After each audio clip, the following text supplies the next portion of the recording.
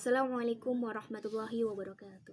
Perkenalkan, saya Devriana Trisolihatul Ulum dari PM3J NIM 2008056065. Pada kesempatan kali ini, saya akan menyampaikan beberapa ayat Al-Quran yang berkaitan dengan pendidikan, matematika, kimia, fisika, biologi, dan teknologi informasi.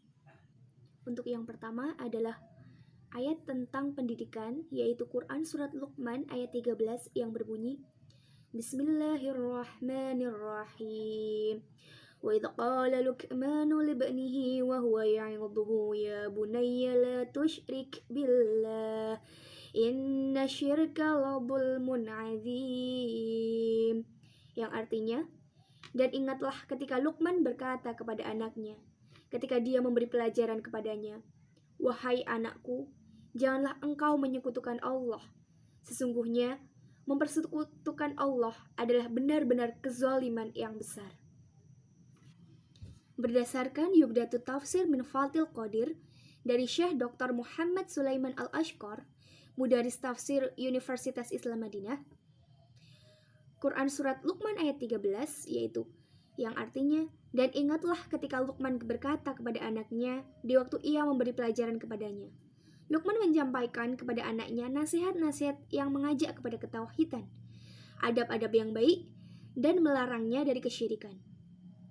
Hai anakku, janganlah kamu menyekutukan Allah. Sesungguhnya, menyekutukan Allah adalah benar-benar kezaliman yang besar. Bahkan itu adalah kezaliman yang paling besar. Sebab kezaliman adalah menyelewengkan suatu hak dari pemiliknya. Dan hak ibadah adalah milik Allah semata. Tidak ada yang berhak selainnya. Sebab semua makhluk adalah makhluknya. Dan segala urusan adalah urusannya. Sehingga menjadikan ibadah untuk selainnya merupakan pemberian hak kepada yang tidak berhak. Maka itu menjadi kezaliman yang paling besar. Meski tidak ada orang yang mampu memberinya mudarat sedikit pun. Dan dia maha kaya dan maha terpuji. Isi kandungan dari Quran Surat Luqman ayat 13, yaitu yang pertama, orang tua harus mendidik anak-anaknya untuk bertauhid kepada Allah Subhanahu wa Ta'ala. Pendidikan ini yang paling utama, sehingga menjadikan pendidikan pertama yang diberikan Luqman kepada anaknya.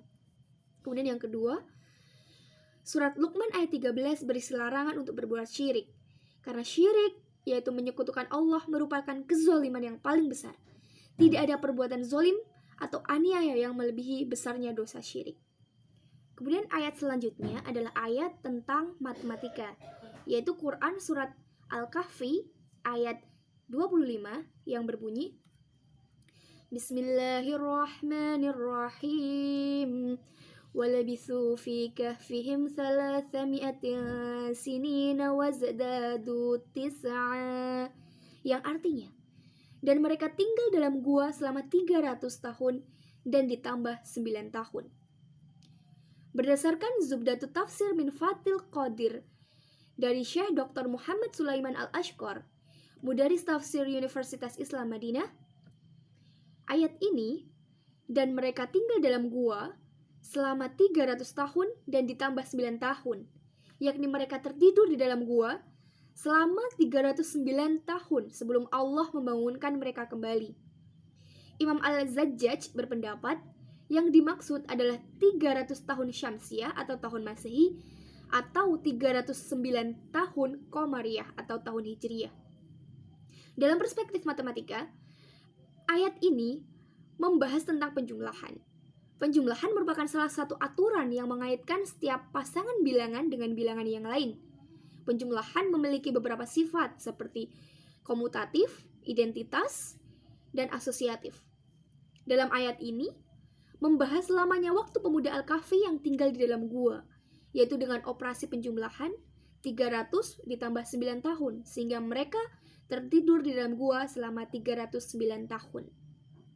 Kemudian ayat selanjutnya, yaitu ayat tentang fisika, yaitu Quran Surat Ar-Rahman ayat 7, yang berbunyi Bismillahirrahmanirrahim. Wassama'a rafa'aha wa wada'al mizan. Yang artinya, dan langit telah ditinggikannya dan dia ciptakan keseimbangan. Berdasarkan Hidayatul Insan Bitafsiril Quran oleh Ustadz Marwan Hadidi bin Musa, tafsir Quran surat Ar-Rahman ayat 7 yaitu sebagai atap untuk makhluk-makhluk di bumi, yakni keadilan di antara hamba-hambanya, baik dalam ucapan maupun perbuatan. Mizan, yang berarti timbangan atau keseimbangan, di sini bukan hanya sekedar timbangan saja, akan tetapi termasuk pula takaran yang dengannya dapat diukur segala sesuatu. Pengukur untuk mengukur sesuatu yang belum jelas, dan hakikat yang dengannya dipisahkan di antara makhluk, serta ditegakkan keadilan di antara mereka. Oleh karena itu, Allah Subhanahu wa Ta'ala berfirman di ayat selanjutnya, agar kamu jangan merusak keseimbangan itu. Ayat ini dalam perspektif fisika tersirat yang berhubungan dengan kenyataan yang telah diketahui manusia dari berbagai gejala yang terlihat atau telah dilakukan percobaan dan pengukurannya. Dalam kaitan masalah yang akan dibahas, bukan peristiwa pemuaian atau keseimbangannya, namun ada suatu sifat yang menyertai peristiwa itu, yaitu sifat kelenturan atau elastisitas. Kemudian untuk ayat yang selanjutnya adalah ayat tentang biologi, yaitu Quran surat Al-Mu'min ayat 67 yang berbunyi, Bismillahirrahmanirrahim. Huwallazi khalaqakum min turabin thumma min nutfatin thumma min 'alaqah thumma min 'alaqatin thumma yukhrijukum tiflan thumma litablughu ashuddakum thumma litakunu suyukha wa minkum man yutawaffa min qabl wa litablughu ajalan musamman wa la'allakum taqilun. Yang artinya, dialah yang menciptakan kamu dari tanah, kemudian dari setetes mani, sesudah itu dari segumpal darah, kemudian dilahirkannya kamu sebagai seorang anak, kemudian kamu dibiarkan hidup supaya kamu sampai kepada masa dewasa.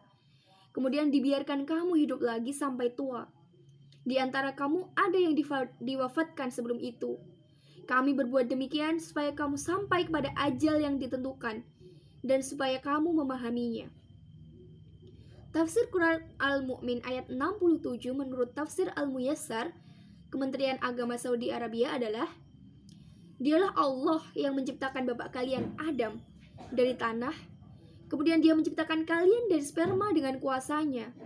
Setelah itu kalian berganti kepada fase segumpal darah menjadi segumpal darah merah kental. Kemudian kalian mengalami beberapa proses dalam rahim sampai kalian lahir sebagai bayi kecil. Kemudian jasad kalian menjadi sangat kuat sampai kalian menjadi tua. Di antara kalian ada yang mati sebelum itu, dan agar dengan proses yang telah ditetapkan tersebut, kalian mencapai ajal yang telah ditetapkan yang habis saat usia kalian berakhir. Dan agar kalian merenungkan hujah-hujah atas Allah, atas kalian dengan itu, dan memikirkan ayat-ayatnya. Sehingga kalian mengetahui bahwa tidak ada Tuhan yang berhak disembah kecuali Allah. Dan bahwa hanya dialah yang berhak untuk disembah, bukan selainnya. Isi dari kandungan Quran surat Al-Mu'min ayat 67 adalah penegasan Allah Subhanahu wa Ta'ala bahwa manusia merupakan makhluk ciptaannya yang asal kejadiannya dari tanah. Informasi dari Allah Subhanahu wa Ta'ala tentang proses kejadian manusia ketika manusia dalam kandungan. Pemberitahuan dari Allah tentang perkembangan hidup manusia setelah lahir ke dunia. Di antaranya ada yang diwafatkan setelah mencapai usia tua, dan ada juga yang belum mencapai usia tua. Kemudian ayat tentang teknologi informasi, yaitu Quran surat Yasin ayat 41-42 yang berbunyi, Bismillahirrahmanirrahim. Wa ayatul lahum anna hamalna dzurriyyatahum fil fulkil mashhun wa khalaqna lahum min mithlihi ma yarkabun. Yang artinya, dan suatu tanda kebesaran Allah bagi mereka adalah bahwa kami angkut keturunan mereka dalam kapal yang penuh muatan. Dan kami ciptakan juga untuk mereka angkutan lain, seperti apa yang mereka kendarai. Ayat tersebut menguraikan kekuasaan Allah yang mengingatkan manusia tentang leluhurnya, yang diselamatkan di atas perahu Nabi Nuh alaihissalam. Dalam ayat 41 ini, Allah menerangkan tentang bahtera Nabi Nuh alaihissalam yang juga memberi kepadanya pengetahuan tentang cara pembuatan perahu itu hingga dapat digunakan. Kemudian di dalam ayat 42, Allah juga menerangkan tentang informasi aneka alat transformasi yang dapat digunakan manusia. Semua informasi Allah itu dapat kita lihat dan kita rasakan keberadaannya. Menurut Quraisy Shihab, ayat ini mengisyaratkan akan terciptanya aneka alat transportasi yang dapat digunakan manusia. Ayat ini berkaitan dengan Quran Surat An-Nahl ayat 8 yang menegaskan bahwa aneka transportasi ini ada yang diketahui maupun tidak diketahui dalam konteks masyarakat Arab pada masa itu.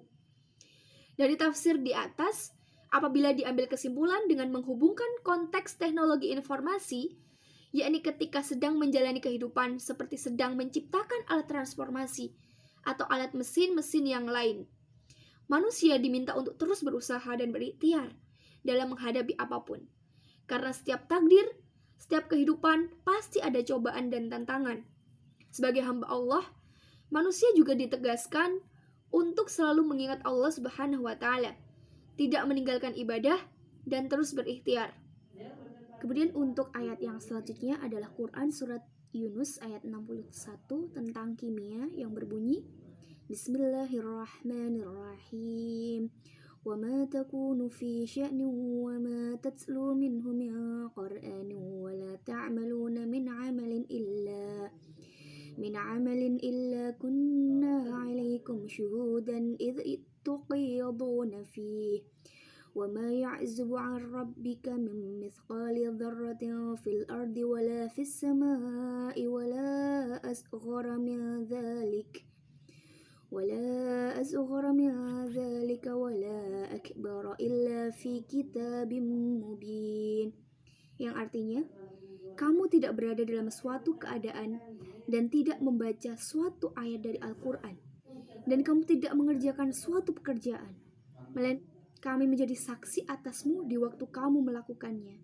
Tidak luput dari pengetahuan Tuhanmu, biarpun sebesar zarrah atau atom di bumi ataupun di langit. Tidak ada yang lebih kecil dari dan tidak pula yang lebih besar dari itu, melainkan semua tercatat dalam kitab yang nyata di Lauhul Mahfuz.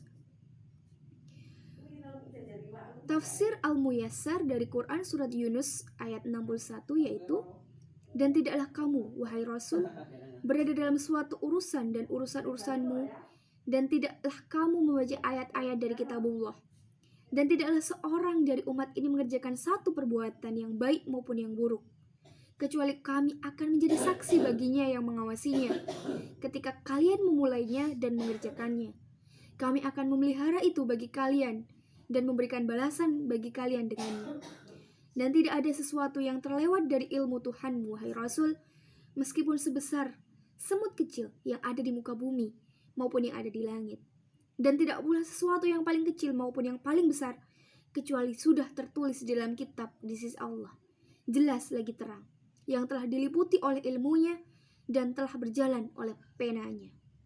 Isi kandungan Quran Surat Yunus ayat 61 yaitu, semua perbuatan kita di dunia, baik besar maupun kecil, sekecil biji zarrah atau kaitannya dengan ilmu kimia sekecil atom, Allah telah mengetahuinya dan semuanya telah tertulis dalam kitab Lauhul Mahfuz. Sekian dari saya. Semoga apa yang saya sampaikan bisa bermanfaat, dan mohon maaf apabila ada tutur kata yang kurang berkenan dan salah kata. Saya mohon maaf yang sebesar-besarnya. Saya akhiri. Wassalamualaikum warahmatullahi wabarakatuh.